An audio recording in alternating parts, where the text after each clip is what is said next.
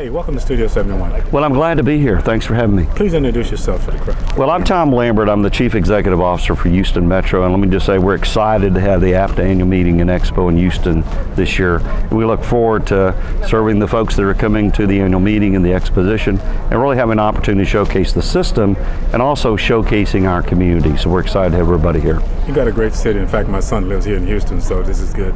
Well, and it's great your son lives here because he knows all the positive things that are going on in the community. Let me thank you for your hospitality last night, too. You made us feel real special. Well, thank you. We're glad to have everybody here. Houston is a very warm, friendly city. It's a very hospitable city.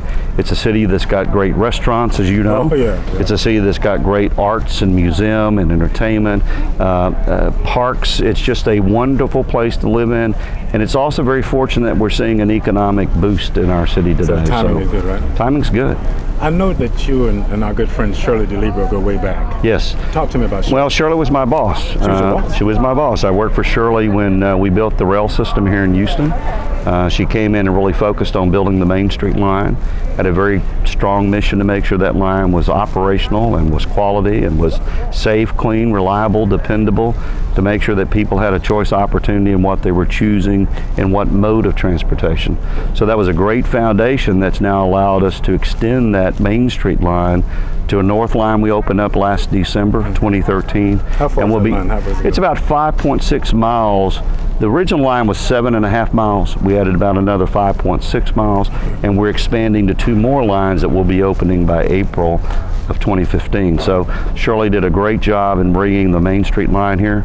It was an honor to work with her. She's a great leader, and I learned a lot from her. How was that funded? Was it combination? That was all local funding. We funded that with all local funding, and Houston has, over the years, had a challenge of building rail. That's the first rail line that was built in our community, and was done all with local funds. So some of your sister cities are struggling with that right now, aren't they? Well, I think everybody's struggling with funding. If you listen to what the chairman of APTA, Phil Washington, has said, is we really have to get everybody together to find a longer-term funding source that's sustainable for transit.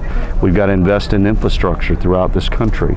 So funding is going to always be a challenge, but it's the right thing to do to invest in infrastructure to give people mobility choices. Houston, about 100,000 people a year are moving to our community. 100,000 a year? Yes, it's not what competition between transportation modes there is. We've got to do everything we can do to move people. So transit plays, expanding roadways, using intelligent transportation technology to help us manage the infrastructure we built. Traffic flow. Everything. So the more money we can get to invest in infrastructure, the more travel choices we have in the community, and that's going to help us maintain a quality of life in the community. So what happens when you go away? Where do you get the new leaders? How does that work? Well, I think we have a responsibility to develop staff. One of the things that I've said to our board of directors when they gave me the opportunity to take on this position is we had to have succession planning. We had to have commitment of funds for organizational development of future leaders, and the leaders that, instead of preparing them when they get the job, get them ready before they take the job.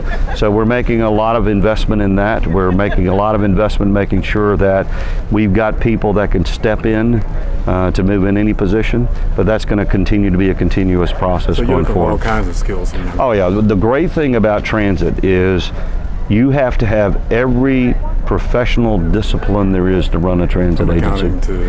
Accounting to engineering to rail operators, bus operators, specialists in public safety. It takes all of those things to make the system work. Quality control, asset management, health, environmental, everything you can think of. You've got to have some part of that to really run a quality transit system. I know you and Shirley are close, and she's going to talk to you about interns and how we can work together to bring you some new talent.